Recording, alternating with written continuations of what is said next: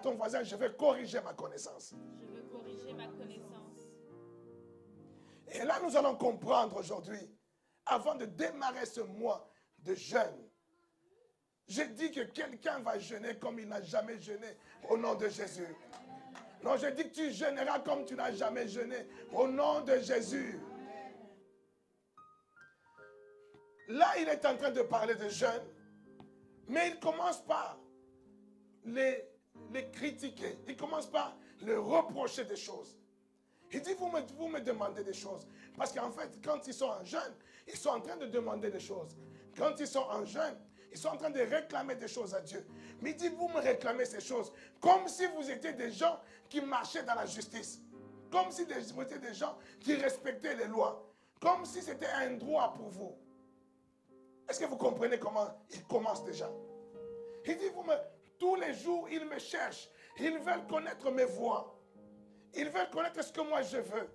C'est pour ça qu'ils se mettent en jeûne.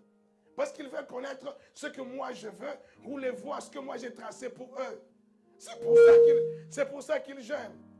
Comme une nation qui aurait pratiqué la justice. Comme si c'était des gens qui marchaient droit. Comme si c'était des gens qui pratiquaient la justice. Alléluia. Et n'auraient pas abandonné la loi de son Dieu. Et n'aurait pas abandonné la loi de son Dieu. Alors que c'est un peuple, chaque jour, abandonne la loi de son Dieu. Chaque jour est en dehors de la justice de Dieu. Mais vous voulez me demander quoi? Au travers de vos jeûnes, vous voulez me demander quoi? C'est comme ça qu'il commence. Alléluia. Là, au verset, continue verset 3. Que nous sert de jeûner si tu ne le vois pas? De mortifier notre âme si tu n'y as point égard. Que nous sert de jeûner si tu ne nous vois pas? Là maintenant, c'est le peuple d'Israël qui est en train de poser la question à Dieu. Il dit, oh Dieu, à quoi ça nous sert alors de jeûner? Parce que nous avons jeûné, mais nous n'avons rien vu. Et si nous n'avons rien vu, c'est parce que nous avons l'impression que tu ne nous vois pas, que tu ne vois même pas notre jeûne. Je dis, ça, ce n'est pas ton lot. Je dis, ça, ce n'est pas toi. Tu peux dire à ton voisin, ça, ce n'est pas moi. Toi, Dieu, il te voit. Je dis, toi, Dieu, il te voit. Mais ils disent, mais à quoi ça nous sert de jeûner alors que tu ne nous vois pas? Oui. Voici le jour de votre jeûne. Vous vous livrez à vos penchants et vous traitez durement tous vos mercenaires. Regardez, écoutez pourquoi je ne vous vois pas. Écoutez pourquoi je ne vous vois pas. Voici le jour de votre jeûne. Oui. Vous vous livrez à vos penchants. Vous vous livrez à vos penchants. Et vous traitez durement tous vos mercenaires. Vous traitez durement tous vos mercenaires. Continue. Voici, vous jeûnez pour disputer et vous quereller. Vous jeûnez, mais vous vous disputez. Vous jeûnez, mais vous vous querellez. Vous jeûnez, mais vous avez des haines. Vous jeûnez, vous avez des problèmes contre les autres. Il est en train de dire, votre jeûne, ou le jeûne des Israélites, c'était un jeûne qui voulait, dans leur jeûne, ils voulaient que Dieu les voie. Mais j'ai dit à quelqu'un, est-ce que pour toi, il faut que tu jeûnes pour que Dieu te voie? Non. Oh. Alors, est-ce que c'est pour toi ça? Non. Dis encore ton voisin, ça, ce n'est pas pour moi. Ça, ce n'est pas moi. Eux, ils jeûnaient pour que Dieu les voie. Mais toi, tu ne jeûneras pas pour que Dieu te voie. Amen. Mais non, eux, dans leur nature, eux, dans leur identité, non seulement, Dieu, ils n'avaient pas notre identité, mais ils étaient déjà imparfaits. Imparfaits dans leur voix, imparfaits dans leur comportement. Dieu est en train de parler de leur comportement. Eux, ils veulent parler du jeûne. Et ils posent la question, pourquoi tu ne vois pas notre jeûne? Vous savez, le jeûne, c'est jeûner. C'est observer une privation volontaire de la nourriture momentanément, de la nourriture ou du boisson ou d'autres penchants charnels de la vie mondaine en vue d'entrer en contact avec Dieu par la prière et de pouvoir échanger avec Dieu par ce jeûne et prière. Alléluia. C'est ça c'est ça le jeûne. C'est une privation. Et une privation qui commence d'abord par une privation de la nourriture et du boire. Et d'autres penchants. Ça veut dire jeûner. C'est aussi toi qui as l'habitude tous les jours, quand tu retournes, quand tu reviens du travail, tu as télénovelas, je ne sais pas quoi, que tu dois regarder et tu es tellement accroché dedans. Ou je ne sais pas moi, feu de l'amour, ou tu es attaché à ça.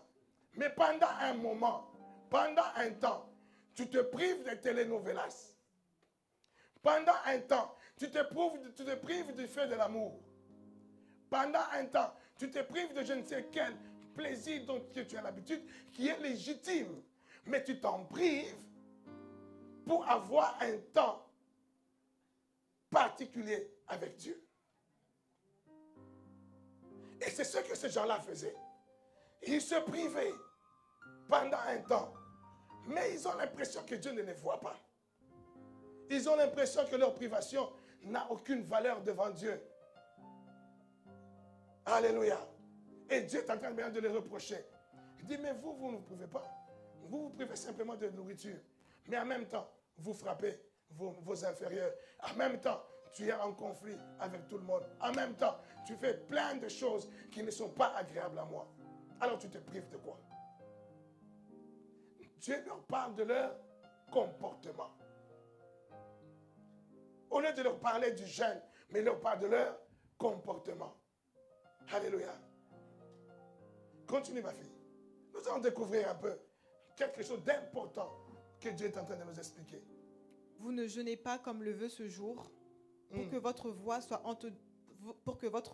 entendue en haut. Il dit, votre jeûne n'est pas dans les règles des jeûnes. Et votre jeûne, en même temps, est en train de dire que votre jeûne a pour but pour que votre voix soit entendue là-haut. Est-ce que vous comprenez ça? Il dit, votre jeûne a pour but que votre voix soit entendue là-haut. Là-haut, c'est-à-dire entendue par Dieu. Mais vous ne jeûnez pas selon les règles normales du jeûne. Je dis encore à ton voisin, ça ce n'est pas pour moi. Est-ce que toi, pour que ta voix soit entendue là-haut, il faut que tu jeûnes? Non. Est-ce que toi, pour que Dieu t'entende, tu dois jeûner? Vous savez, le Seigneur dit une chose. Il déclare une chose devant le tombeau de Lazare. Il dit, quant à moi, je sais que tu m'exauces toujours. Il dit, quant à moi, je sais que tu m'exauces. Donc ça dit, je sais que tu m'écoutes toujours. Je sais que quand je parle, tu es toujours attentif. Je sais que quand je réclame, tu réponds toujours. Je sais que quand je prie, tu es toujours attentif pour exaucer ma prière. Ce n'est pas parce que le Seigneur Jésus était privilégié. Ce n'était pas parce qu'il était privilégié. Alors que le Seigneur Jésus, à ce moment-là, il est né dans la dispensation où il est né au temps des enfants d'Israël. Donc il était aussi soumis à la loi des enfants d'Israël. Il devait respecter les principes, les recommandations, les lois comme les enfants d'Israël. Alors si Dieu est en train de reprocher aux enfants d'Israël que ça ne monte pas vers moi, je n'écoute pas vos prières, vous vous mettez en jeûne pour demander à ce que vos voix soient entendues à moi, mais regardez votre comportement. Et vous vous posez la question, mais pourquoi tu ne nous vois pas? Mais vous ne regardez pas votre comportement. Dans ce temps-là, dans cette dispensation-là, lui, le Seigneur Jésus, il dit, moi tu m'écoutes toujours. Il dit, moi tu reçois toujours mes prières. Moi tu m'exauces toujours. Alléluia. Mais ce n'est pas parce que le Seigneur Jésus est un privilégié devant Dieu. Non, c'est parce que le Seigneur Jésus, la Bible dit qu'il n'est pas venu pour abolir la loi, mais il est venu pour accomplir. C'est-à-dire, il est le seul qui a accompli la loi. Pendant qu'il vivait, il faisait tout ce qui est en train d'être reproché aux enfants d'Israël et qui empêche à ce que leur voix puisse monter là-haut. Lui, il observait ces choses parce qu'il a accomplissé tout ce que la loi demandait. Donne-moi un bon amen. Donne un bon amen à Jésus. Il est celui qui est venu accomplir la loi. Personne d'autre n'avait accompli la loi. Il est le seul. Et parce qu'il est le seul à accomplir la loi, c'est comme ça que sa voix était toujours entendue. C'est comme ça que ses prières étaient toujours exaucées. Ne crois pas que Dieu a fait du favoritisme. Ne crois pas que Dieu, il a dit non, comme c'est Jésus, je le privilégie, lui je vais l'écouter. Non, il est venu pour accomplir ce que toi tu ne pouvais pas accomplir. Il est venu pour faire ce que toi tu n'étais pas capable de faire. Non, si tu commences déjà à comprendre, tu vas donner d'un bon amen pour m'encourager. Parce que je vais t'ouvrir quelque chose de très important. C'est pour ça que j'étais en train de te dire, il est en train de parler. Si on veut aller dans le sens des commentateurs, en disant, il est en train de parler du jeûne selon Dieu, je serai d'accord avec eux. Si tu comprends la révélation qui est en train d'être donnée au travers de ce passage. Si tu ne comprends pas la révélation, tu t'en tiens aux faits. Les faits ne parlent pas d'un jeûne agréable à Dieu. Mais la révélation de ces faits, c'est lui qui est en train de nous parler du jeûne agréable à Dieu. Il est en train de nous dire que le jeûne, qui est la chose que les hommes font pour que leur voix soit agréée, leur voix puisse être exaucée, leur voix puisse être entendue, est liée à certains prérequis, liée à certains comportements, à l'obéissance de certaines règles. Tant que tu n'obéis pas à ces règles, ta voix n'est pas entendue. Mais tu vas me dire, j'entends quelqu'un me dire, mais alors tous ces gens-là, c'est vrai, dans l'Ancien Testament, personne n'avait accompli la loi. Donc les Daniel, ils n'avaient pas accompli la loi. Pourquoi Daniel? Dans Daniel chapitre 9, la Bible nous dit que Daniel, il s'est mis en jeûne et Dieu a répondu. Est-ce que Daniel avait accompli pour que Dieu réponde ou pas? Je vais te dire la vérité. La vérité, c'est que Dieu n'a pas répondu à cause du jeûne de Daniel. Mais Dieu a répondu par sa grâce.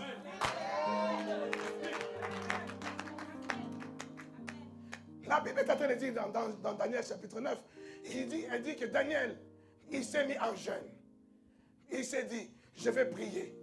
Prends ça, Daniel chapitre 9.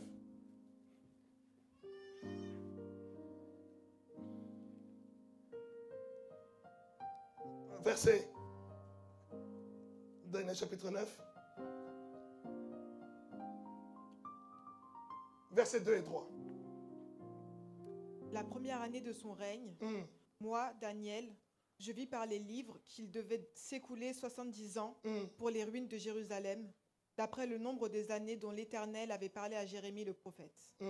Je tournai ma face vers le Seigneur Dieu afin de recourir à la prière et aux supplications, en jeûnant et en prenant le sac et la cendre. Je tournais ma face vers Dieu en faisant recours à quoi? Au jeûne. C'est-à-dire, il est en train de dire, tu vas comprendre que ces jeunes de ces gens-là, ce n'était qu'un deuil. Le jeûne de ces gens-là, ce n'était qu'un deuil. La sac et le cendre, ce sont les signes de deuil. Et il dit que Daniel, il a dit, je vais jeûner. Je vais prendre la sac et le cendre. Je vais rentrer maintenant en jeûne pour que Dieu me révèle, pour que Dieu me parle, pour que Dieu m'explique ce que je ne comprends pas. J'ai vu le livre qu'il est écrit par les prophètes, qu'il doit se passer ça, ça, ça, ça. Mais ce que Dieu avait dit qu'il doit se passer, on ne le voit pas arriver. Ce que Dieu a dit qu'il va se passer dans ma vie, je ne le vois pas arriver. Ce que Dieu a dit que non, moi je me marierai, mais je ne vois toujours pas venir le mariage. Dieu a dit que je suis millionnaire, mais les millions, je ne sens même pas l'odeur arriver à mes narines. Qu'est-ce qui se passe? Qu'est-ce qui se passe? Dieu m'a montré des signes que moi, quand je ferai des affaires, les affaires vont prospérer. Ça va être quelque chose qui fera un boom dans ma vie. Dieu me l'a dit. Mais j'essaye, j'avance, je me bats. Rien ne se passe. Mais qu'est-ce qui se passe? Saute, prends le verset 21. Je parlais encore dans ma prière quand l'homme, Gabriel, que j'avais vu précédemment dans une vision, s'approcha de moi d'un vol rapide. Je parlais encore dans la prière. Oui. Quand l'homme, Gabriel, que j'avais vu précédemment dans une vision, s'approcha de moi d'un vol rapide au moment de l'offrande du soir. Il me dit. Il m'instruisit et s'entretint avec moi. Il me dit, Daniel, je suis venu maintenant pour ouvrir ton intelligence. Je suis venu pour ouvrir ton intelligence. Que la parole de Dieu aujourd'hui ouvre ton intelligence au nom de Jésus. Que la parole de Dieu t'éclaire au nom de Jésus. Écoute encore. Maintenant, qu'est-ce qu'il dit? Lorsque tu as commencé à prier. Lorsque tu as commencé à... Ça veut dire que Daniel n'avait même pas commencé le jeûne. Est-ce que vous êtes d'accord avec moi? Donne-moi un bon amen pour m'encourager. Si tu comprends que ton intelligence s'ouvre. C'est-à-dire, il dit, lorsque tu as commencé à... Lorsque tu as commencé à prier, ça veut dire, le jeûne, c'est quand on commence à prier, ou le jeûne, c'est on commence dans le jeûne, et c'est dans le jeûne qu'on prie. C'est-à-dire, lorsque tu as commencé à prier, ça veut dire, il n'a même pas encore commencé à jeûner. Son jeûne n'est même pas encore effectif. Il ne commence simplement qu'à prier pour ouvrir son temps de jeûne. Et la Bible dit, lorsque tu as commencé à prier, qu'est-ce qui s'est passé?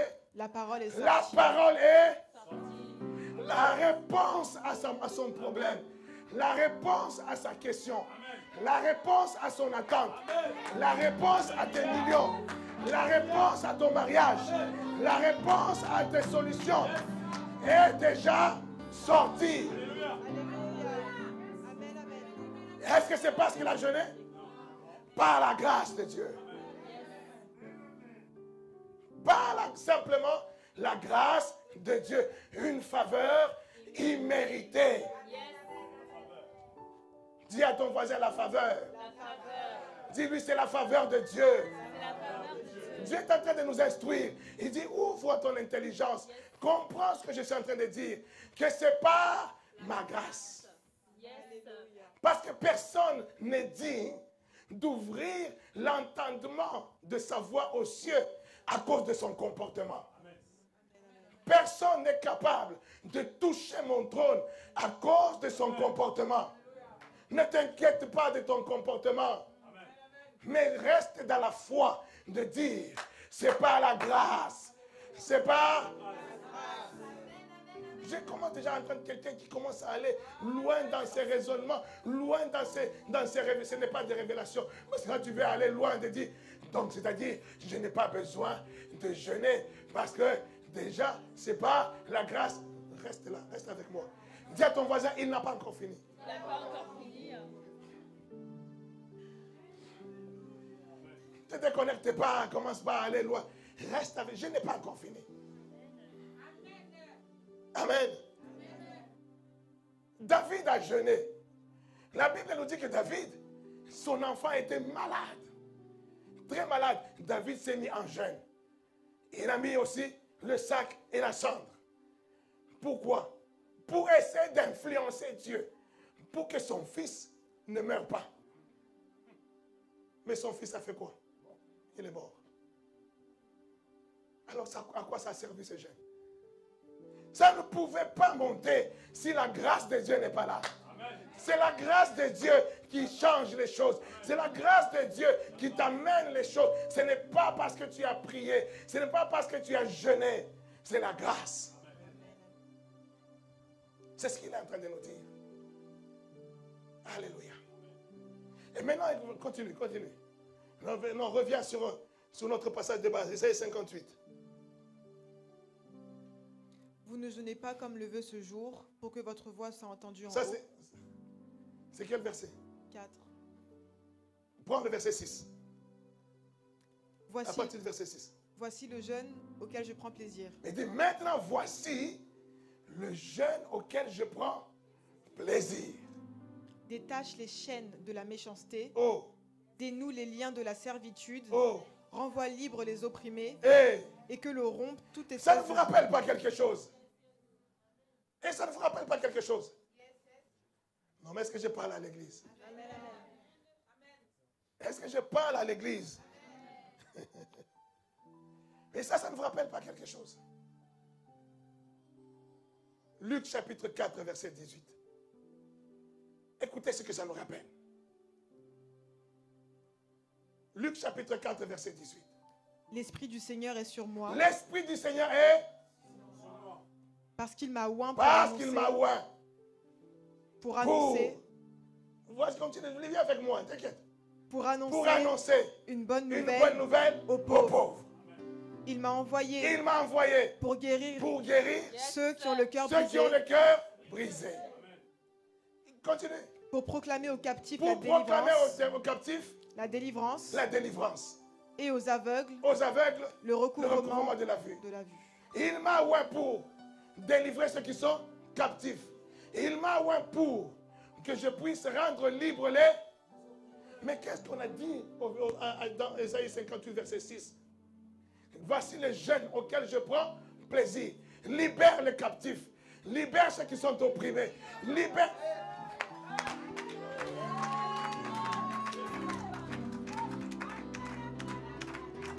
Non, donne-moi un bon amen si tu as compris quelque chose.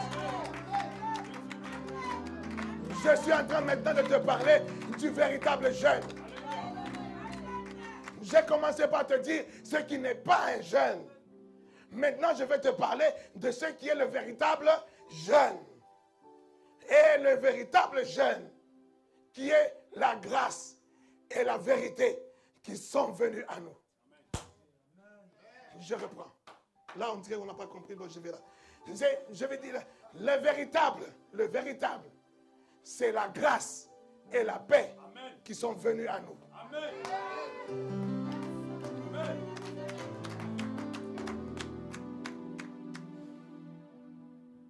La grâce et la paix qui sont venues à nous, c'est Jésus. Amen.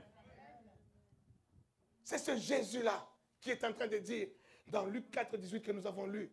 Il entre dans le temple. On lui donne le rouleau. Il prend le rouleau du livre d'Ésaïe, de la prophétie d'Ésaïe. Il commence à lire la prophétie d'Ésaïe. À l'endroit où il est écrit, Dieu m'a oint pour délivrer les captifs, rendre libres les opprimés. Toutes ces choses que nous venons de lire là, il est en train de le dire. Et après, qu'est-ce qu'il dit? Il dit, au verset 20.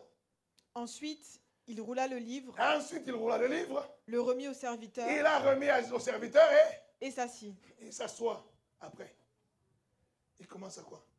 Tous ceux qui se trouvaient dans la synagogue avaient les yeux fixés sur lui. Alors il commença à leur dire, Écoutez. aujourd'hui cette parole Aujourd'hui, cette parole de l'Écriture de l'Écriture que vous venez d'entendre que vous venez d'entendre est est accomplie. Alléluia. Dis ces choses-là, c'était une prophétie. Aujourd'hui, ça vient de s'accomplir. Il est en train de leur dire, c'est moi, le jeune. C'est moi le jeune agréable à Dieu. Oh! Non, ici, je crois qu'on n'a pas compris. J'ai dit ici, c'est moi le jeune agréable à Dieu.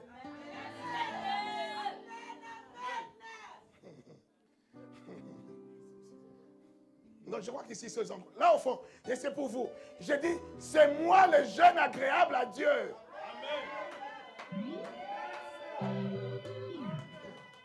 Jésus est en train de dire, cette parole vient de s'accomplir.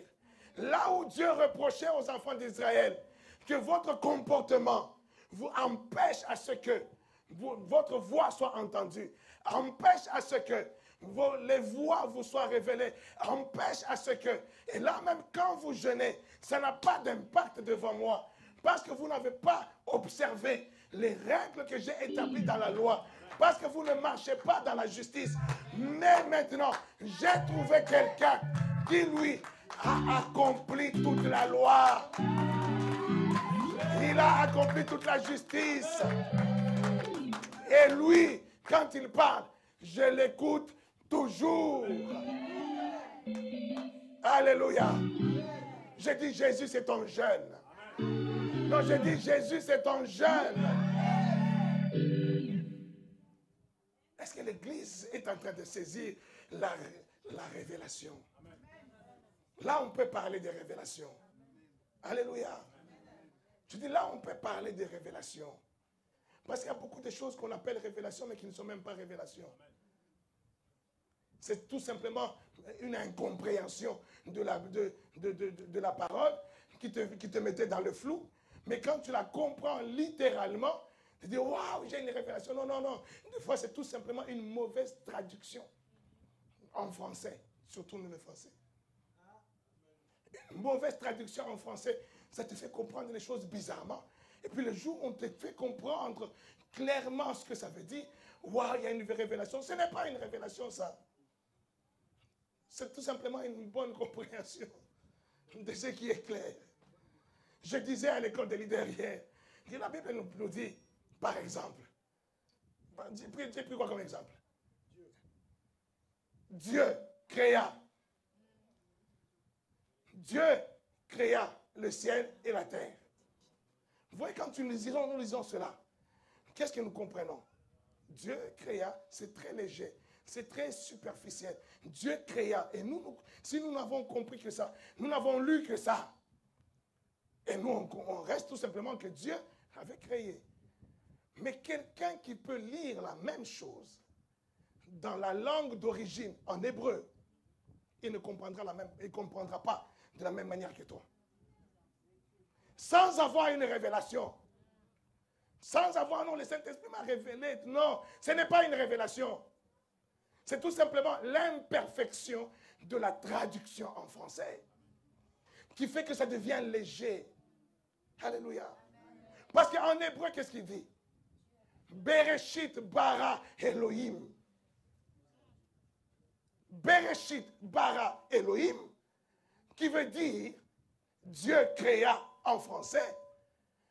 Mais en hébreu, c'est plus profond que ça.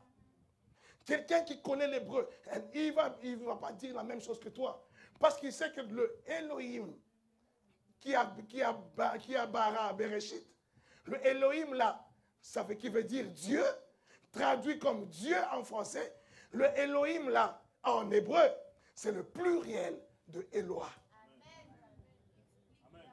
Donc si je traduis ça en français, comme en français, il n'existe pas Dieu avec X ou avec S, ça n'existe pas en français. Il n'existe pas de Dieu au pluriel en français. Toi, tu ne vas pas comprendre. Mais le hébreu, lui, quand il voit Elohim, tout de suite, il sait que c'est le pluriel de Eloah. Mais pourquoi il n'a pas dit Bereshit bara Eloah? Mais il dit Bereshit bara Elohim. C'est-à-dire qu'il est en train de dire, ce Dieu-là dont on parle, il s'agit du premier verset de la Bible. Genèse 1:1. Ce Dieu-là dont on parle, il est en train de se présenter déjà comme un Dieu pluriel.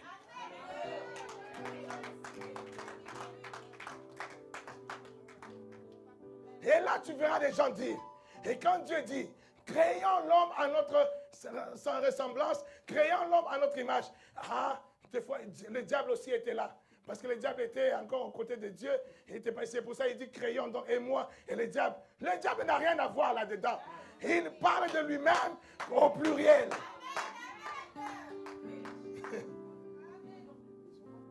Et le pluriel de Dieu, c'est le Dieu qui est lui-même Père.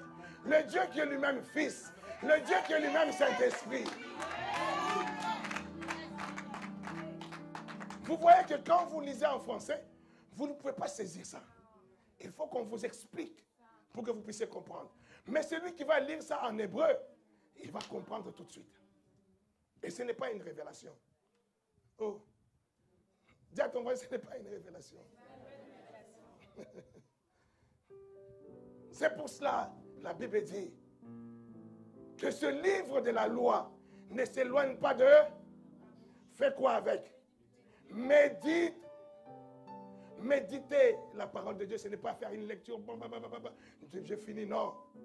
Même si je recommande une lecture comme ça pour avoir des informations, mais je recommande toujours une lecture parallèle dans la méditation. La méditation, c'est étudier la parole.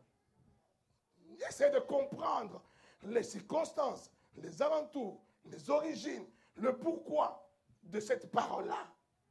C'est ça, étudier. C'est ça qui va te faire la différence entre quelqu'un qui lit simplement et qui a des informations brutes, mal traduites, même en français.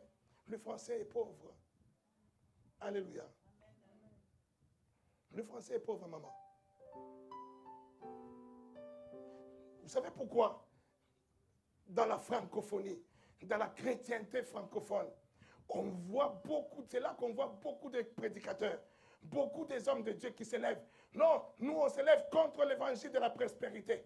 L'évangile de la prospérité, ils prêchent l'évangile de la prospérité. Vous savez pourquoi? C'est parce qu'ils lisent la Bible en français. Simplement. Sans parler après aussi de l'inspiration qui est... Parce que même l'inspiration, ça vient d'abord sur une base de la connaissance, une base de ce que tu connais. Alléluia. C'est pas le Saint-Esprit ne viendra pas t'apprendre des choses parce que je suis dans ma chambre, moi je m'appelle Monsieur Martin Bloumberger. Alors, comme je m'appelle Martin Bloumberger, le Saint-Esprit, il vient me révéler dans ma chambre et il m'explique la Bible. Non. Même quand la Bible dit, le Saint-Esprit vous enseignera de toutes choses. Ça veut pas dire que le Saint-Esprit, il viendra dans ta chambre, il commence à t'enseigner la Bible. Non! Le Saint-Esprit a une manière de faire.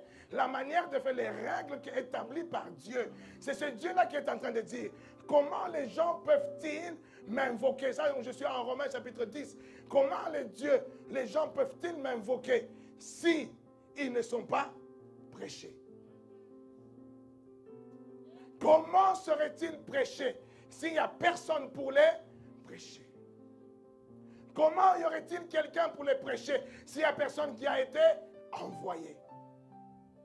Comment y aurait-il quelqu'un d'envoyé s'il n'y a personne qui a été appelé? C'est-à-dire, pour que tu invoques le nom de l'Éternel, pour que tu glorifies le nom de Dieu, il faut que tu entendes la révélation, il faut que tu entendes les enseignements, il faut que tu entendes parler de l'Évangile.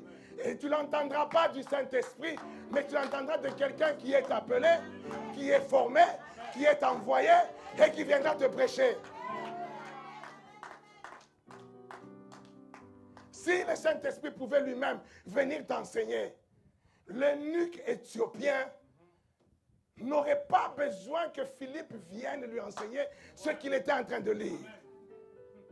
La Bible nous parle de l'eunuque éthiopien qui était en train de lire le livre d'Ésaïe. Et il est là dans sa carrosse. Il lit le livre d'Ésaïe. Il ne comprend rien. Mais comme son cœur était assoiffé, son cœur criait à Dieu, son cœur voulait comprendre. Pourquoi Dieu ne lui a pas envoyé le Saint-Esprit pour qu'il lui enseigne? Toi qui crois que le Saint-Esprit t'enseigne de toutes choses.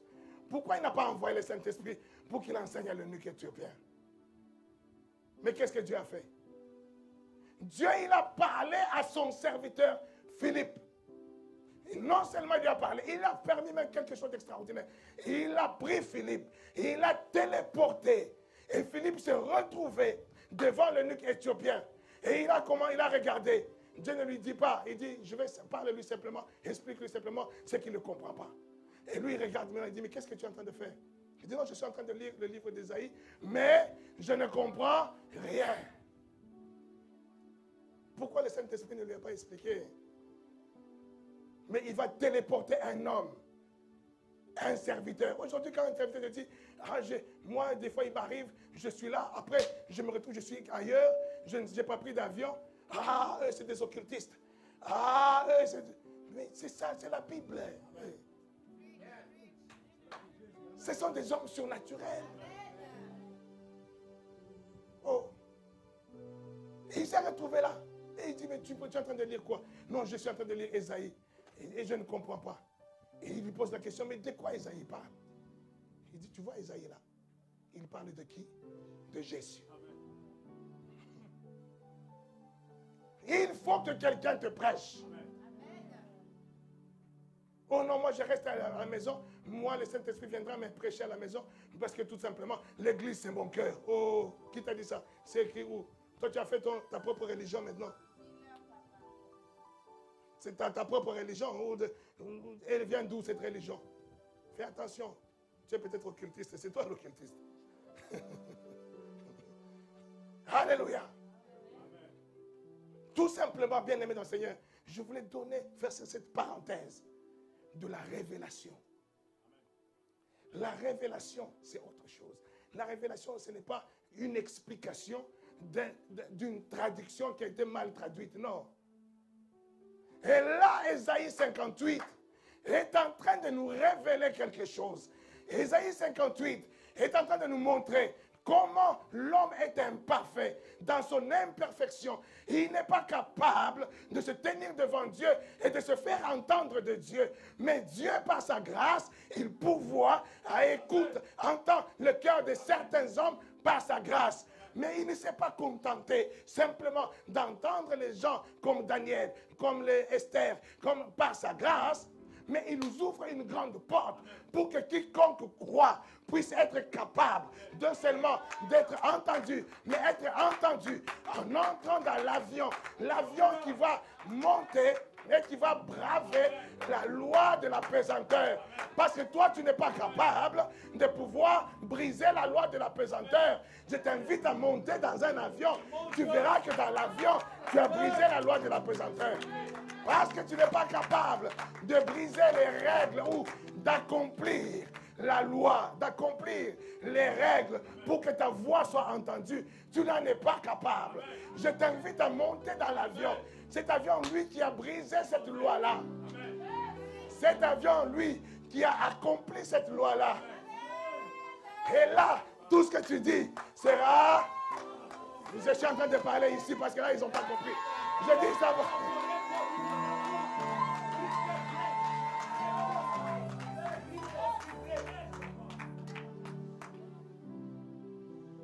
Alléluia. Notre jeune, c'est Jésus. Il y en a même qui posent la question. Mais papa, est-ce qu'on doit travailler le dimanche? Est-ce qu'on doit travailler? Le sabbat, c'est quand? Le sabbat, ça c'était dit qu'il m'a posé ce genre de questions. Le sabbat, c'est vendredi, c'est samedi, c'est dimanche. Prends la fin de Ésaïe 58. Qu'est-ce qu'il nous dit? Verset 14. Alors tu mettras ton plaisir en l'Éternel, et je te ferai monter sur les hauteurs du pays. Je te ferai jouir de l'héritage de Jacob, ton père, car la bouche de l'Éternel a parlé. Tu as pris prends le verset, on commence par le verset 13. Si tu retiens ton pied pendant le sabbat, si tu retiens ton pied pendant le sabbat, pour ne pas faire ta... Vous savez ce que c'est le sabbat? Non, c'est le jour férié. C'est le jour du repos, où tu ne fais rien. Et c'est là que les religions posent la question. Oh non, il y a des lois qui vont voter pour que les gens travaillent même le dimanche. Tout ça, c'est contre Dieu. C'est contre Dieu parce que le dimanche, c'est le sabbat. Qui vous a dit que le dimanche, c'était le sabbat? Où c'était écrit que le dimanche, c'était le sabbat? Même le sabbat qui était écrit, c'était même pas le dimanche. Le sabbat qui était écrit, c'était le vendredi. C'est pour ça que tu vois les Juifs, ils fêtent le Shabbat le vendredi. Alléluia. Mais toi, oh non, le dimanche, il ne faut pas travailler. Non. Mais écoute, c'est maintenant ce qu'il dit. Si tu retiens ton pied si tu retiens ton pied pendant le sabbat, pour ne pas faire ta volonté, en mon jour saint, en mon saint jour, dans le jour que moi j'ai mis à part. Si tu fais du sabbat tes délices, si tu fais du sabbat tes délices, pour sanctifier l'Éternel, pour mettre Dieu à part. Si tu fais tes sabbats, la chose qui prend ton cœur, la chose qui t'intéresse, la chose la plus importante pour toi, pour que ce jour-là, ou cette chose-là, glorifie l'Éternel. Si tu fais du sabbat tes délices Ah. pour sanctifier l'Éternel en le glorifiant, et si tu l'honores en ne suivant point tes voies, en ne te livrant pas à tes penchants et à de vains Si tu discours, l'honores en ne suivant pas tes voies, si tu l'honores en ne suivant pas tes penchants, le jour du... Il est en train de dire simplement que tu vois le sabbat là, c'est impossible que tu le fasses. C'est impossible que tu fasses le sabbat là. Mais le repos, le véritable sabbat, ce n'est ni le vendredi, ni le samedi, ni le dimanche. Mais ton véritable repos, c'est quand tu te rends compte que moi, ce dont j'ai besoin, ce n'est ni par ma force, ni par la puissance, mais c'est par celui en qui je puis toutes choses.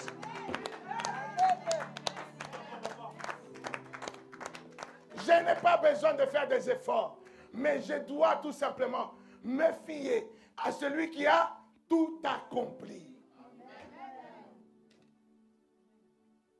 Vous voulez que je change de camp? Non, celui qui a tout accompli. C'est lui, ce n'est pas moi qui ai tout accompli. C'est lui qui a tout accompli. Et si moi je rentre en lui, je suis dans le sabbat. Je suis dans le repos. Je n'ai pas d'effort à faire. Je vais simplement me servir de ce que lui il a fait comme effort. Je n'ai pas de contraintes à faire. Je me sers des contraintes que lui il a observées. Je n'ai pas à courir derrière des bénédictions. Lui, il a tout accompli. Je vais prendre les bénédictions en lui. Je disais que je parle de Jésus. Non, je dis je parle de Jésus. Que tu trouves du repos. Que tu trouves du repos. Le repos dans tes affaires. Le repos dans tes entreprises. Le repos dans tes projets. Le repos dans ton mariage. Le repos dans ton église. Que tu trouves le repos au nom de Jésus. Là où tes diplômes sont limités. Là où tes diplômes n'ont pas pu t'ouvrir. Je déclare que tu trouves le repos en Jésus. Là où tes efforts, tu t'es battu. Tu t'es battu toi-même contre tout simplement un bon caractère. Tu veux avoir un bon caractère, mais tu n'arrives pas.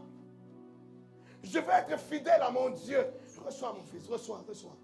Que la grâce de Dieu te soit accordée pleinement, surabondamment, au nom de Jésus.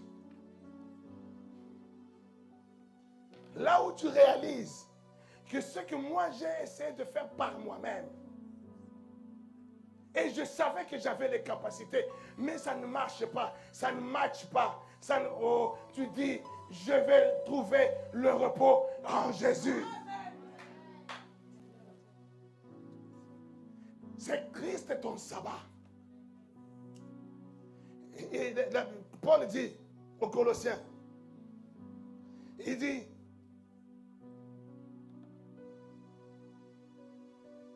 Colossiens chapitre 2, verset 16.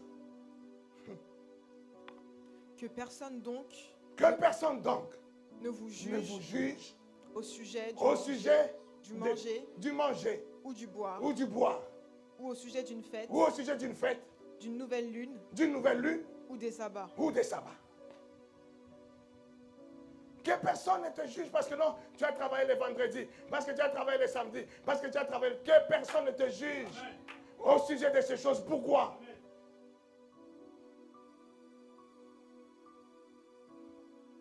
Pourquoi?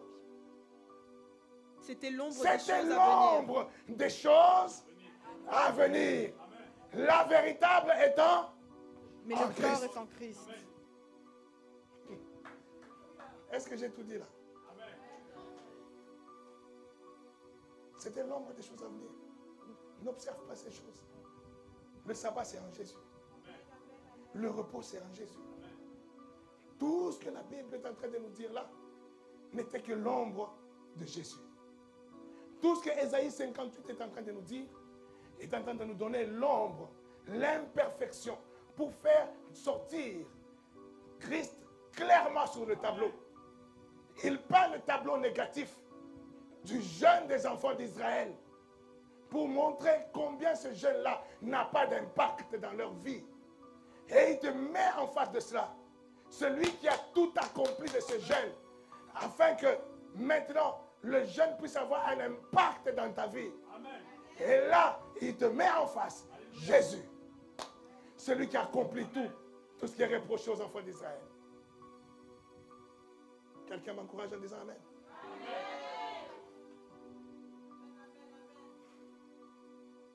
Vous savez que les disciples de Jésus ne jeûnaient pas. Ils ne jeûnaient pas pendant que le Seigneur était là. Un jour, les disciples de Jean-Baptiste, ils viennent voir le Seigneur Jésus. Ils disent, mais pourquoi tes disciples ne jeûnent pas? Nous jeûnons.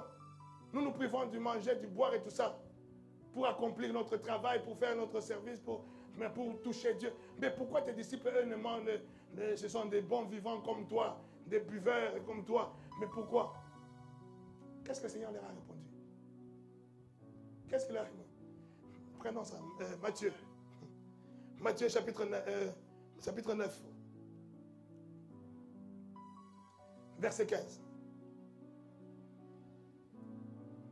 Jésus leur répondit, les amis de l'époux peuvent-ils s'affliger pendant que l'époux est avec eux? Oui, c'est quand même bizarre. Et il lui pose la question, pourquoi tes disciples ne jeûnent pas? Nous, disciples de Jean-Baptiste, nous jeûnons. Pourquoi les tiens ne jeûnent pas? Écoute la réponse. Les amis de l'époux peuvent-ils s'affliger pendant que l'époux est avec eux? Les amis du jeune marié peuvent-ils être tristes pendant que le jeune marié est là?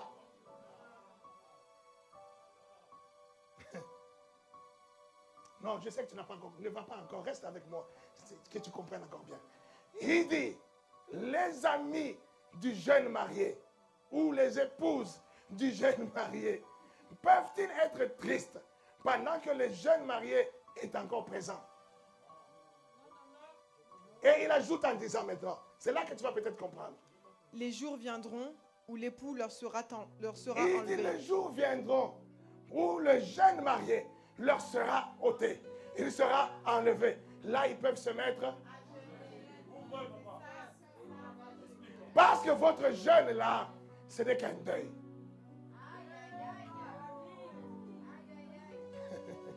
Il est en train de dire aux enfants d'Israël, votre jeûne là, où vous prenez la sac, vous prenez le sac, ce n'est qu'un deuil.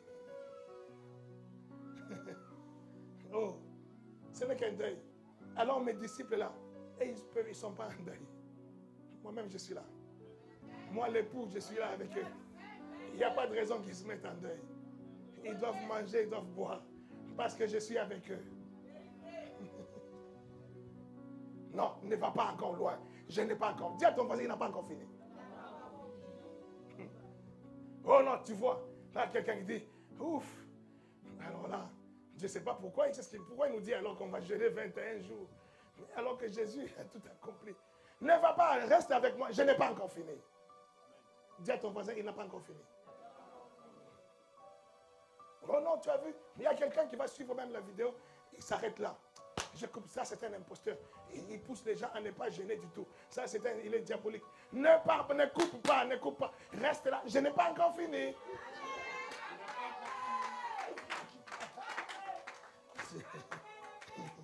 Il y a des gens qui sont pressés dans la révélation, mais qui vont tout ça. Moi, je continue à parler, mais lui, il est déjà arrivé, je ne sais pas où. Non, reste avec moi. On va finir tout ça ensemble. Comme on dit à Lingala, toi aussi, Sango.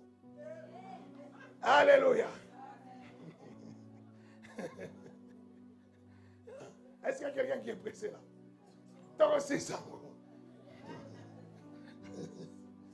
Oh. Regardez.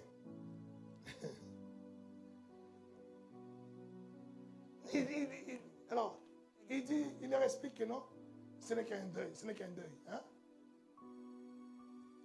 Regarde maintenant ce qu'il dit. Non, je vais lire le même verset dans la version de Darby. Darby dit, et Jésus leur dit, les fils de la chambre nuptiale peuvent-ils mener deuil tant que l'époux est avec eux? Mais des jours viendront lorsque l'époux leur sera ôté et alors ils jeûneront. Amen. On va avancer pour une bonne compréhension encore. Toujours dans ce passage-là, prends le verset 17. Saute, prends le verset 17. Tout ça, ça vient de la simple question. Pourquoi nos disciples, les disciples de Jean-Baptiste jeûnent et tes disciples ne jeûnent pas? Verset 17. On ne met pas non plus du vin nouveau dans de vieilles outres. Autrement, les outres se rompent, le vin se répand et les outres sont perdues. Mais on met le vin nouveau dans des outres neuves et le vin et les outres se conservent. Qu'est-ce que ça a à voir avec le jeûne? Hein? Qu'est-ce que ça a à voir avec la question? Pourquoi tes disciples ne jeûnent pas alors que nous, disciples de Jean-Baptiste, nous jeûnons? Là, il dit, on ne met pas du vin nouveau dans des anciennes outres. On met du vin nouveau dans un nouveau outre. Qu'est-ce que ça a à voir avec le jeûne? Là encore, une bonne traduction, une bonne lecture, compréhension de la parole de Dieu va t'éclairer ce qu'il est en train d'expliquer. Parce qu'il ne t'en va pas, mais reste qu'il est en train de répondre à la question du jeûne. Pourquoi il ne jeûne pas? Et là, il dit qu'on ne met pas du vin nouveau dans des anciens récipients. Les autres, ce sont des récipients en bois dans lesquels on met du vin. Et il dit, on ne met pas du vin nouveau dans des anciens récipients. Quand tu mets du vin nouveau dans un ancien récipient, l'ancien récipient, il va se briser. Et le vin va se répandre. Et il sera gaspillé, gâché. Il dit, on met le vin nouveau dans un nouveau récipient. Et c'est comme ça. Et le récipient et le vin nouveau se seront conservés. Il est en train simplement de dire, en réponse à la question, on ne fait pas avec les anciennes méthodes. On ne fait pas avec les anciens trucs. On ne fait pas de nouveaux trucs. Je parle de trucs. Il est en train de leur dire, le jeûne que vous observez, il fait partie des règles des anciens hommes. Il fait partie des règles des anciens. Il fait partie d'Esther, de David, il fait partie d'Abraham, de tous ces gens-là. Ces gens-là, il fait partie de ceux-là. Ce sont des anciens et ils font des anciennes choses. Ceux qui sont avec moi, ils sont en train d'être préparés pour être de nouveaux. Parce que pour ces gens-là, ça sera une nouvelle créature. Toute chose ancienne sera passée. Et quand ils seront de nouvelles créatures, ils n'ont pas à observer les anciennes choses. Ils doivent maintenant observer ces choses, mais selon la nouvelle règle. Là maintenant, je rentre dans mon message des nouvelles règles du jeûne. Les anciennes règles du jeûne, ces règles que tu faisais jusqu'à aujourd'hui, tu étais là, tu ne savais pas pourquoi, et tu ne faisais que compter le temps. À 18h, oh là là, il est encore 15h, quand est-ce que ça va arriver? Oh là là, mais, oh, 19h, tout de suite. Merci Seigneur, ok, amen. Tu commences à manger. Parce que tu ne comprends pas ce que tu es en train de faire. Parce que tu ne sais pas ce que tu es en train de faire. Tu es en train de faire des choses selon les anciennes règles. Selon les jeunes des anciens. Toi, tu n'es pas un ancien. Dis, je suis une nouvelle créature. Je suis une nouvelle créature. Toutes choses anciennes sont passées. Et dans une nouvelle créature, il doit faire un nouveau jeûne. Et le nouveau jeûne, c'est comme un récipient. Un récipient dans lequel on va mettre un nouveau vin. Et quand on parle d'un nouveau vin, on parle du Saint-Esprit. Dans la nouvelle, dans les anciens, là, le Saint-Esprit ne pouvait pas habiter. Si on met le Saint-Esprit dans Jephthé, dans, je ne sais pas, Elolia, on met le Saint-Esprit, il va exploser. Il va exploser. On ne pouvait pas mettre le Saint-Esprit dedans. Le Saint-Esprit ne peut être mis que dans la nouvelle, dans le nouveau récipient, dans la nouvelle. J'ai dit que tu es une nouvelle créature au nom de Jésus. Que le Saint-Esprit te soit rempli au nom de Jésus. Que le vin nouveau te soit rempli au nom de Jésus.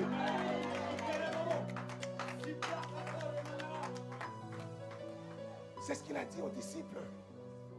Et il dit aux disciples, quand il est mort, il est ressuscité, il dit, ne sortez pas encore de Jérusalem, restez là. Laissez d'abord que je m'en aille. Ça veut dire, quand l'époux sera ôté, laissez d'abord que il faut mieux que je m'en aille. Et quand je m'en irai, le Saint-Esprit survenant sur vous, et vous obtiendrez quoi? Une... Oh non, ils ne lisent pas la Bible. Roland, expliquez, ils ne lisent pas la Bible. Ils font quoi? Actes des Apôtres, chapitre 1er, verset 8. Essayez de lire la Bible de temps en temps. Hein?